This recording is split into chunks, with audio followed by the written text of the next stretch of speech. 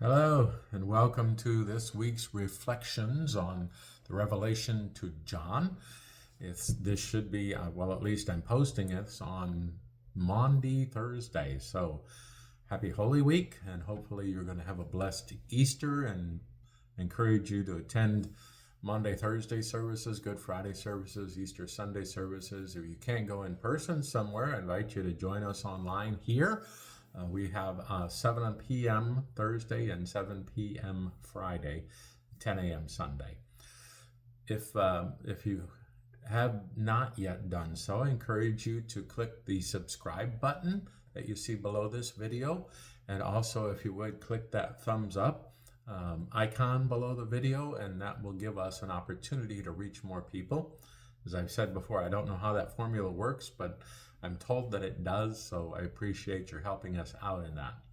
The last time I spoke with you a week ago, we were discussing the kind of significance of those gathered around the throne, the 144,000 Jews, and how they transform into countless multitudes from every nation on earth, and also how the Lion of Judah transforms into the Lamb of God, who is slaughtered for the sins of the world.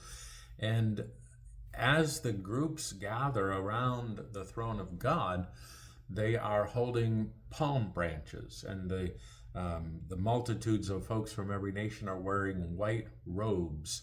And the angel asks John, who are these? And John, essentially he's saying, I really don't know, but I think you can tell me. When he says, oh, you know. So the answer that comes is, these are those who have washed their robes, who have come out of the great tribulation and washed their robes in the blood of the Lamb, and makes them pure. So we have seen at the end of last time, and now we reiterate, there's been a curious shifting of roles here.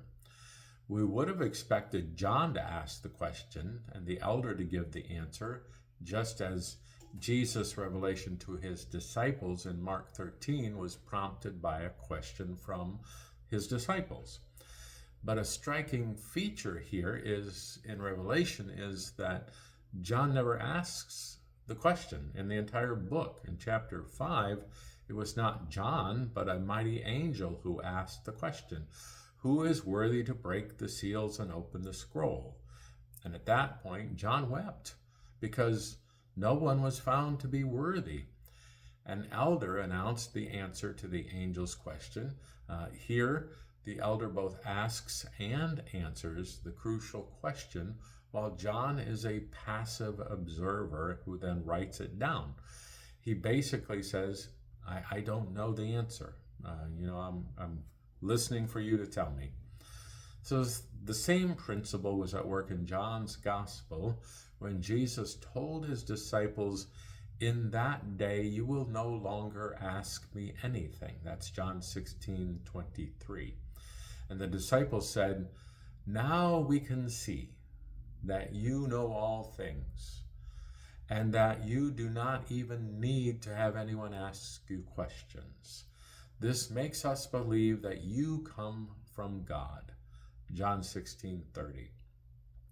So the effect of the elders' initiative is to answer John's readers and the listeners, that the elders' explanation of the countless multitude comes from God and can be trusted.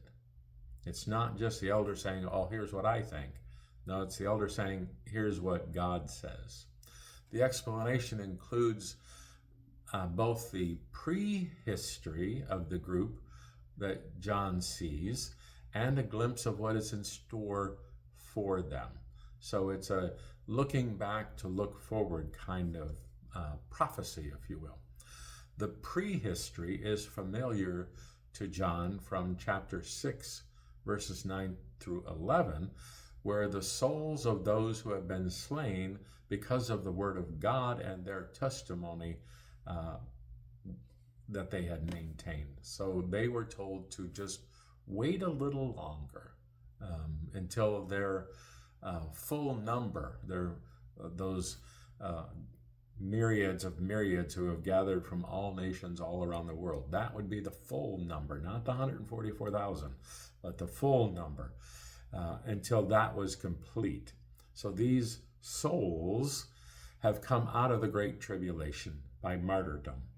And now the implication is that their number is complete, which John describes as a countless number from every nation on earth. So even though it's complete, it's so vast, they can't even be counted. They can be recognized as the same group by the white robes they have been given, and the white garments of the 24 elders of heaven. So they're all one group now. They're not just separate individual people. The identification of the souls under the altar, as the language was, with the countless multitude before the throne of God, testifies to the continuity that John sees between the fifth seal and the sixth seal.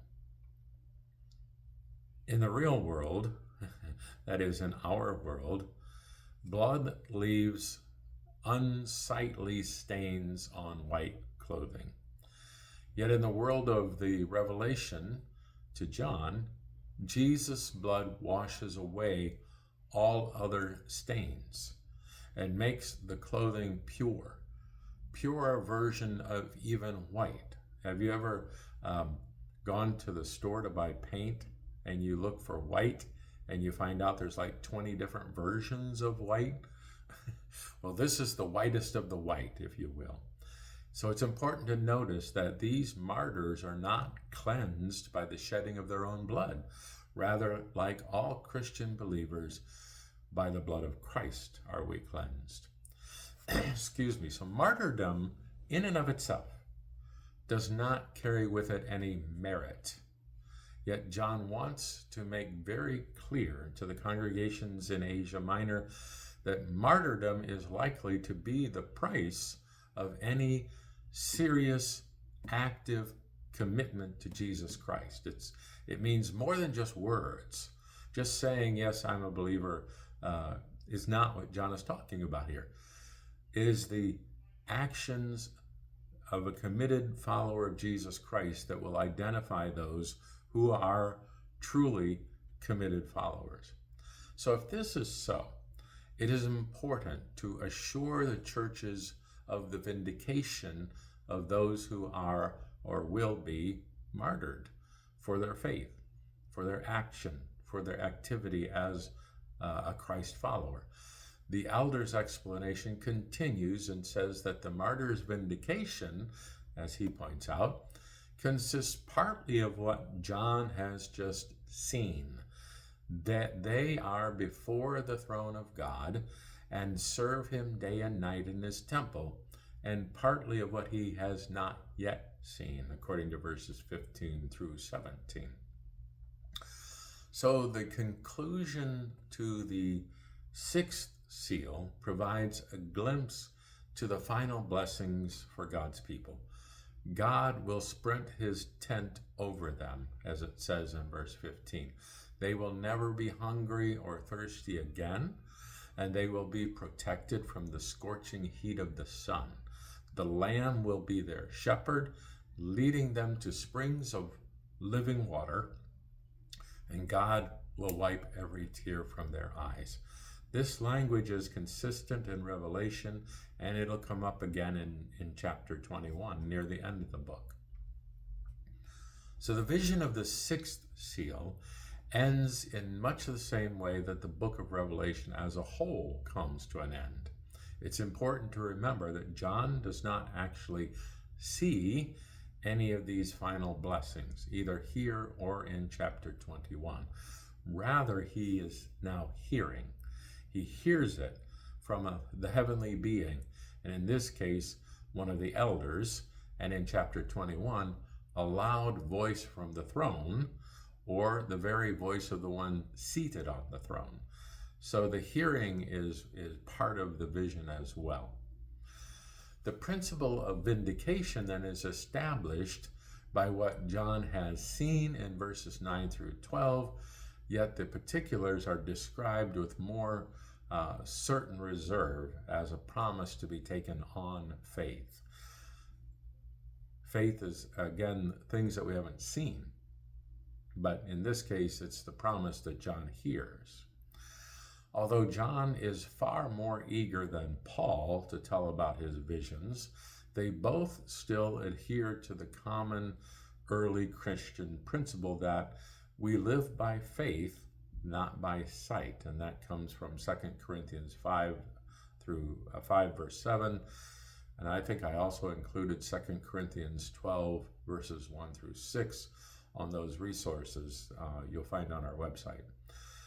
And then in 1 Corinthians 13:12, Paul writes, "Now I know in part, then I shall know fully, even as I am fully known." And again, dear friends, now we are children of God, and what we will be has not yet been made known, according to 1 John chapter 3, verse 2. And I think you'll find those in the resource section as well.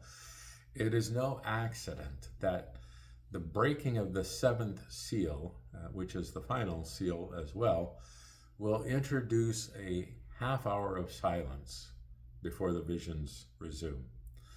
So if you haven't already done so, you may want to pause this video and read or listen to someone read chapter 8. And this is the opening of the seventh seal, beginning at chapter 8, verses 1, going through verse 5. As soon as each of the first 6 seals is opened, John either saw something or heard something, or both. When the 7th seal has been opened, however, he saw nothing and he heard nothing. There was complete silence for about a half an hour, it says in verse 1. Half an hour is, relatively speaking, not that long of a period of time, yet half an hour of silence can seem like an eternity, I'm sure. Whether it is just like dead air, as they talk about on media sites, or radio or television, or a silent dinner for 2 after a quarrel between a husband and wife, and the silence can be uncomfortable or awkward.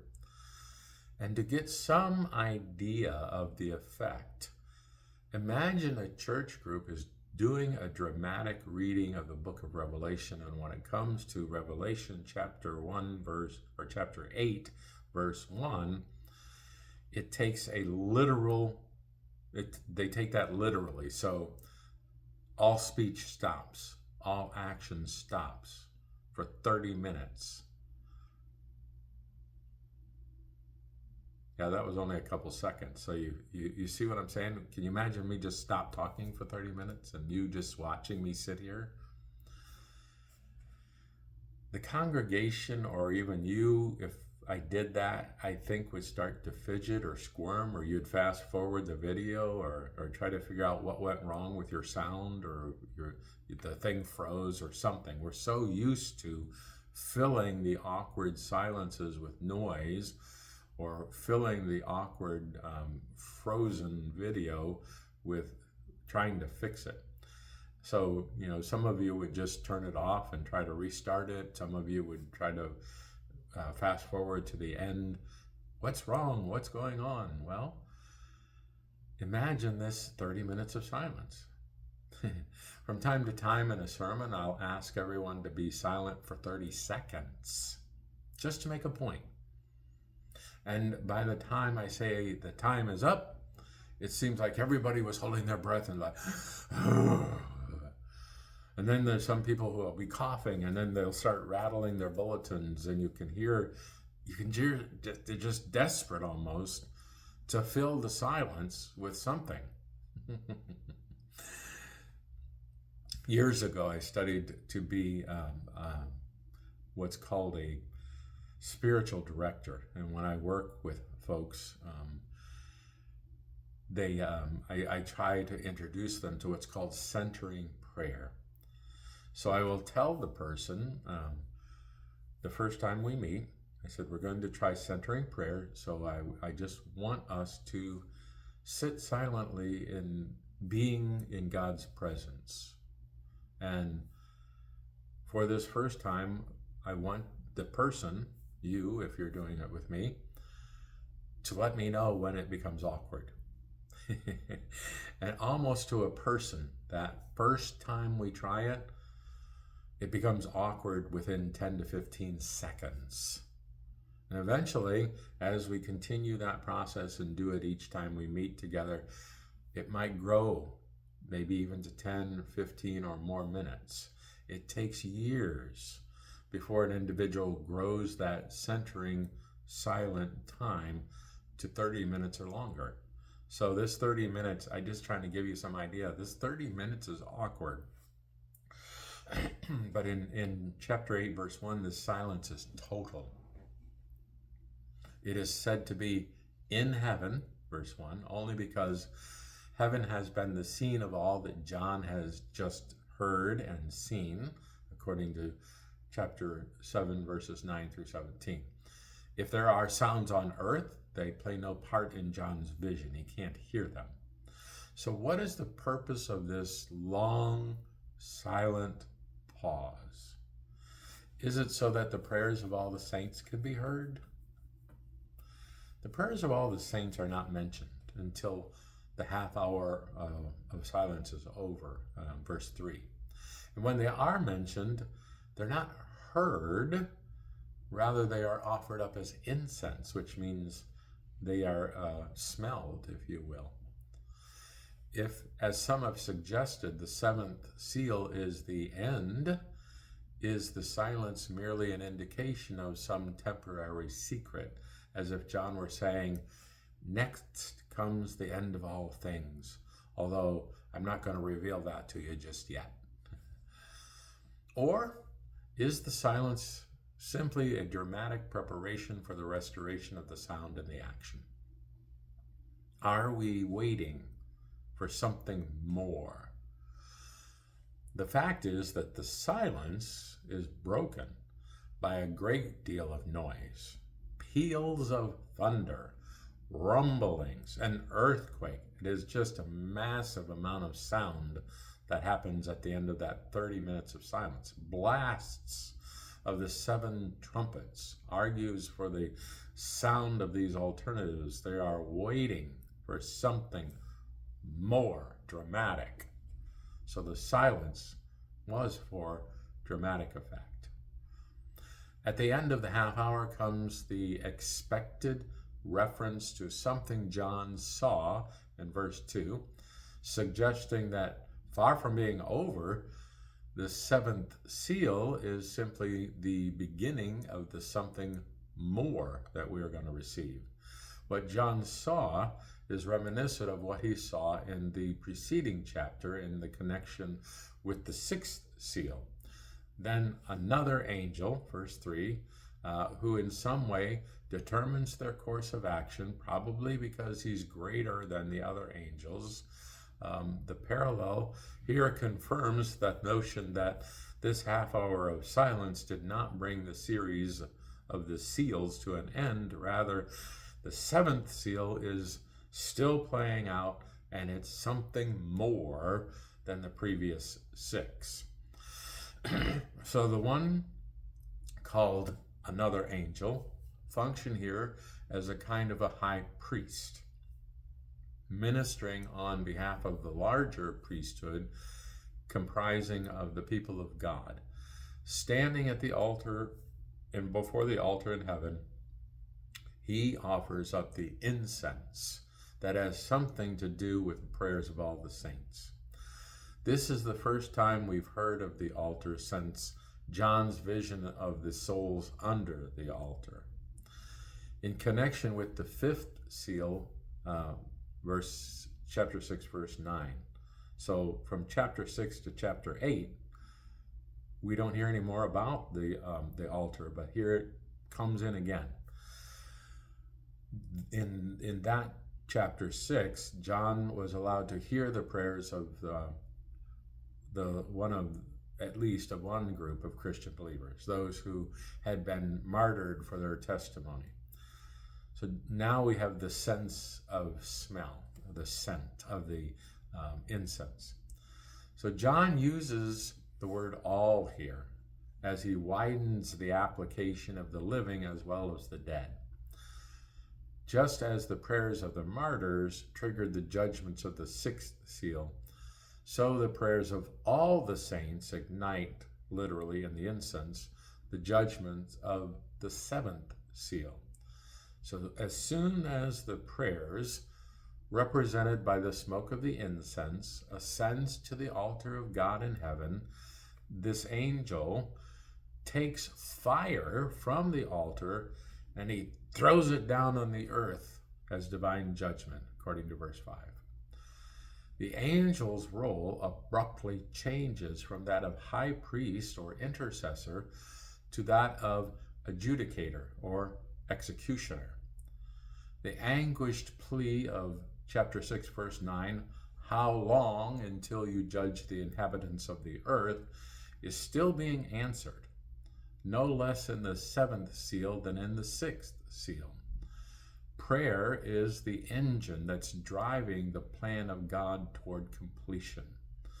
So the altar, traditionally the place of God's mercy, ironically becomes the very source of divine judgment. John's vision now dramatizes the Jewish view that mercy and judgment are not two contrasting sides of God's character. Rather, they are the same thing. It's both and. Mercy and judgment, not mercy or judgment. So not either or, like we often tend to think of things in our dualistic mindset, but both and. And it makes a difference. When we can come to that conclusion of both and, it makes some of John's revelation a little more understandable. So when the angel pours the fire down on the earth, John says, there came peals of thunder, rumbling, flashes of lightning, and an earthquake. Such details echo the scene in heaven before the Lamb appeared in chapter 4, verse 5. When from the throne came flashes of lightning, rumblings, and peals of thunder. Omens, if we will, that John saw in heaven now make their appearance on the earth, framing the account of the seventh seal scroll and the opening of the seals, and suggesting that the series of the opening of the seals is now at the end.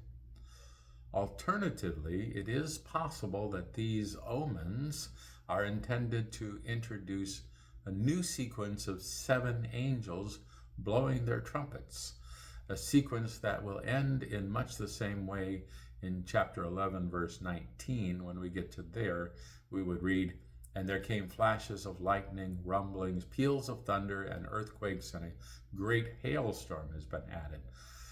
And we can compare that to the end of the sequence of all of the 7 bowls when we get to chapter 16, verse 18. So there's a lot of consistency, although the imagery itself changes some of the characteristics.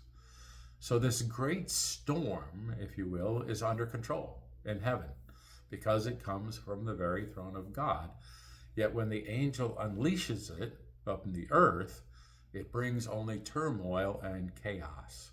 So order to chaos, where in the early view of creation, God creating, there was chaos brought to order by God. Now order from God is bringing turmoil and chaos upon the earth.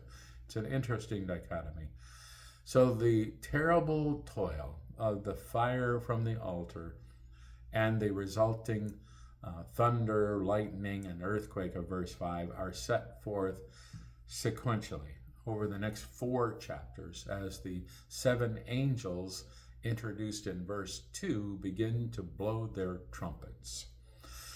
So the blowing of the trumpets will happen from chapter 8, verse 6 through chapter 11, verse 19. And you can decide Whether you want to pause the video at this point here and take time to read or listen to that longer section of chapter 8, verse 6 through chapter 11, verse 19.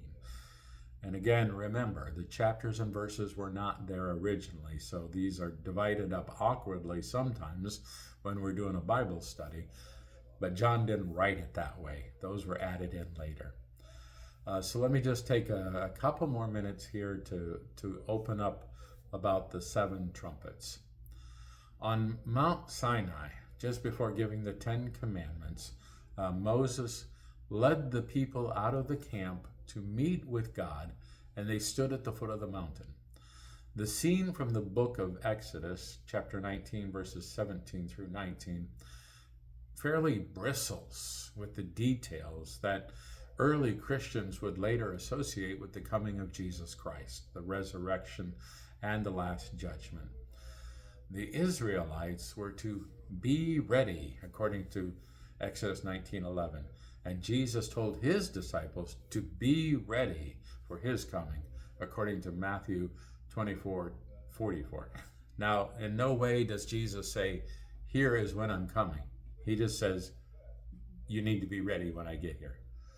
So Moses told them to prepare themselves by abstaining from sexual relations, and Paul urges this standard on his converts because the end was near. So see 1 Corinthians 7, 1, 8, 29 through 32. That should be on your resource list. The Israelites were waiting to meet with God, and Paul expected Christians to meet the Lord in the air. The Sinai revelation was to happen on the 3rd day, and Jesus rose from the dead on the 3rd day. So there's lots of connections there that we might not realize until we're actually looking at all of these various writings put together. So just a side note here, none of what Paul wrote should be used to justify compelling abstinence on any group or any individual. Paul was writing from a perspective that Jesus would return very soon, as in, be ready anytime now. It's going to happen. The message was to set aside all worldly things and pleasures because Jesus will be here at any moment. Nearly 2,000 years later, we read Paul with a grain of salt, if you will, because Jesus did not return according to Paul's timeline. Apparently, Paul missed that part of Jesus' teachings that said about when that time is going to happen, nobody knows except the Father. Nobody, including Jesus. So trying to predict that, as many have done over the centuries, is a useless endeavor. Nobody knows means nobody. I'm going to pause there and just let you absorb some of that and pick this up. There will be a video next week during the Easter week, and I encourage you, if you're in the Sun City Center area, come join us tonight at 7, tomorrow at 7 for Good Friday, Sunday at 10 a.m. for Easter. If you can't join us in person, join us online. We'd love to have you join us that way as well. And I hope you're having a great Holy Week. Take care, and God bless.